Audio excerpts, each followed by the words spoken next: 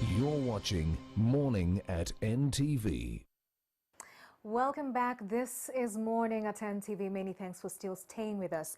Now we're getting into a Take Note conversation. On the 18th of November, Esbat University received its accreditation charter from National Council for Higher Education. Esbat University has carved a niche for itself among the best universities in Uganda and has been in existence since 2006. The university has been moving from glory to glory, and of course, and now it has its own campus along Lugogo Bypass. You've all seen that. So this comes at a time when other universities are grappling with issues of tuition, lack of funds for research. And today, we want to ask the Vice Chancellor of ISBET, Professor Matthews, of course, KM, what it takes to run a private university in Uganda, and also delve into the success story of ISBET. So you and I, especially you who is in that particular space, can borrow a leaf or two. Many thanks, Professor, and welcome to Morning at NTV. Good morning and greetings to all of you. Thank you so much. I am extremely glad to be the Vice Chancellor of ISPAS University, a chartered university. The charter was given by the President of Republic, His Excellency, signed on 7th and presented to the university by the NCSG Executive Director and Chairman on 18th of November. Right. What does this mean for Isbat University, the charter? Charter means the university has combined with all the higher education standard in Uganda. It has the infrastructure required for the high quality of education, and it was internationally experienced faculties and the experienced staff in the university. It has sufficient infrastructure for conference halls, classrooms, all the laboratories, library and cafeteria for the students. It also has various rules and regulations properly approved by the General Council and ratified by the NCHA. Our all courses and curriculum is approved by the NCHA. And on charter, we can have our own doctorate programs, and we can also apply for the research front on various agencies. Right. You know, it's been success on top of success. And you are a player in the private sector. Of course, looking at the, tertiary institutions in the country, we have 9 public universities in the country, 43 private universities, and out of that, only 11 have been chartered so far, of course, including you. So when you look at that growth path, being in the private sector, of course, with the majority, of course, we know the big public university is Makerere University. You still have managed to, gather enough support in terms of students, joining university. Currently, we have 1,200 students. So what is it that you're giving that the others are not giving? As far as ISPAS University is concerned, the infrastructure and the facilities for the students to study in a very academic environment. Our faculties are selected keeping in view of their academic excellence and experience with the international experience. Now, the students come to our university. There are 26 country students are studying with us. Okay. This is really an international environment in our university. And whatever we teach, this is the latest technological advancement in the industry as well as in the various technological field of the in the world. We have international collaboration with various other academic institutions. One of them is the UCAM University in Spain. Our students who are completing MPA from ISBAT University, they are credit mapped with the UCAM University, and on completion of MPA, they get a degree from UCAM University with a very nominal assessment fees. What does that mean? How does that happen? So you study here, but you get, a degree certificate with the other university. How does that work out? Yes, because they have recognized our course and mapped with their course. Okay. And they have come and seen our facilities and the teaching methodologies. Then they approved our entire system in part with them. So instead of students going to Spain, they can complete the course, and at the end they get degree along with our students here. If a student want to go to Spain for accepting degree, they can also go there. Okay. So this will give them a added value in their certificate for a global scenario. For a global scenario. Yes, that's a very unique thing in the Isbat University. Right. Let me ask you this, just on behalf of any, vice chancellor or any player in the university space within the country, what does it take for a university to qualify to partner with an international university? It is basically your infrastructure, your academic qualities, and the facilities available in the university for their growth. Okay. Then the standard of academic staff and the administrative staff. We are very strict in selecting our academic staff. With international experience only we select them. So the students get experience and live case studies from their experience. So that is an added advantage to every student joining the Isbat University. Okay, quite interesting. So we do have 26 countries, students from 26 countries studying here in the Kampala campus, or of course on Lugogo bypass. That shows that you have a quite robust exchange program. And like you said, also Ugandan students get an opportunity to study outside, courtesy of Isbat University. So break that down for us. How are you able to achieve that kind of, robust exchange program for your students? How does it work out? Yes, our student has to be competent to face the challenges in the modern world. Every student who graduates from the university may not get a job in Uganda itself. Right. So our aim is to make the student competent to face the global challenges. So when you are accepting a global assignment, you have to understand the culture and the work culture of the other nations also. So with having the students from 26 countries, they are interacting every day. We are encouraging them to learn the cultural habit, the traditions, and values of other peoples. And that gives a lot of advantage to our students to face the competition in the global scenario. And always our students come first in that aspect, comparing with any other university in Kampala. Interesting. And our students, almost 80% of students are employed now in all over world. Some of them are in government, some of them are in the multinational companies, some of them are in their own business establishment. So that's a great advantage to us.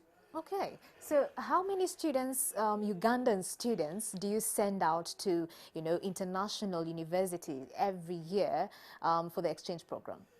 Now the exchange program, after the charter, we are starting with the UCAM and various like Manipal universities come, but it's in Dubai. We have affiliation with all these universities. Okay. Now after charter, this we are going to start now. The students who are interested after the second semester or third semester, they can go for a program in UCAM or a Manipal university where the credit mapping is already carried out. Anybody interested, they can go.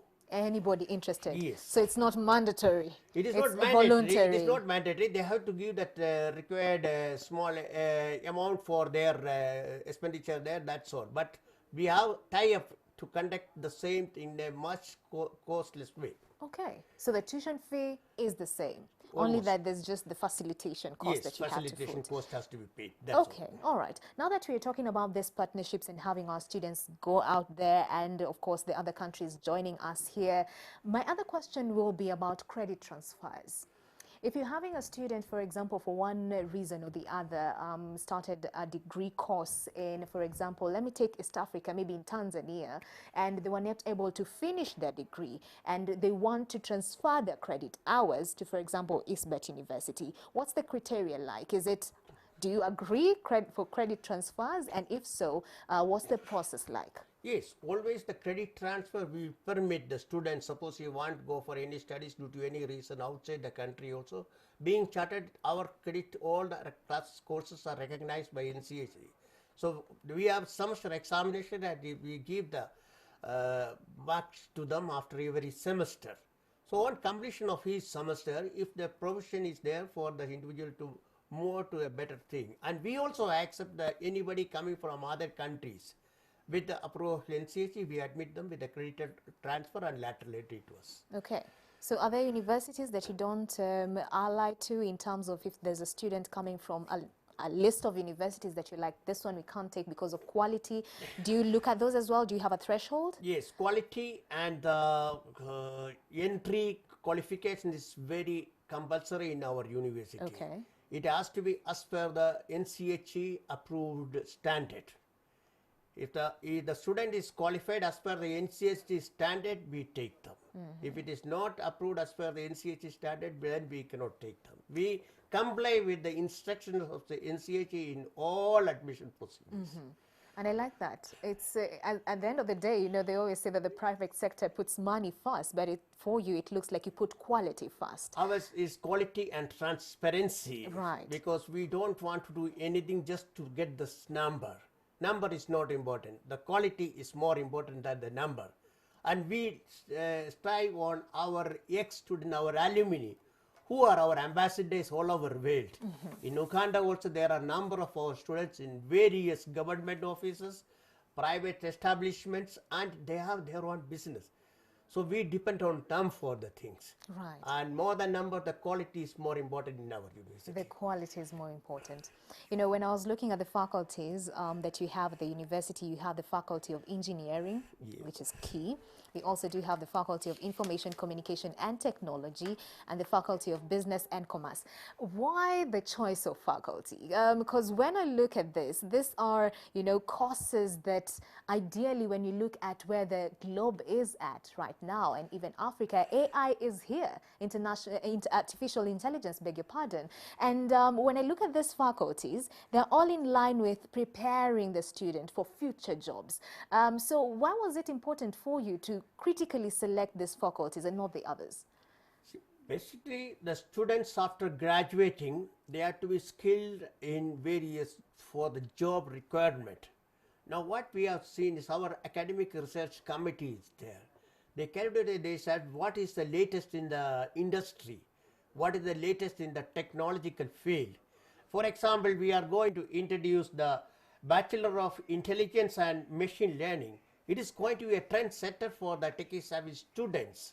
So once they do that, there will be a lot of job opportunities. Right. So we are in touch with the latest industrial requirement.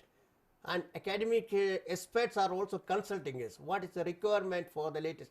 Every year we review our certain courses and we introduce the changes in the curriculum and get it approved by the NCHE for introducing in our course. Nice, that's good. Because I'm looking at over and above the faculties that you have, in the next semester, you're looking at introducing artificial intelligence and machine learning, animation and visual effects, international business, international marketing, and quite a number of, you know, courses that are in line with where the globe is going right now. Yes. So my question would be, posed to you after this short kind of clip, because I'm interested to get your view in this one. There's quite a young man who's doing amazingly well in the AI field. Let's take a watch.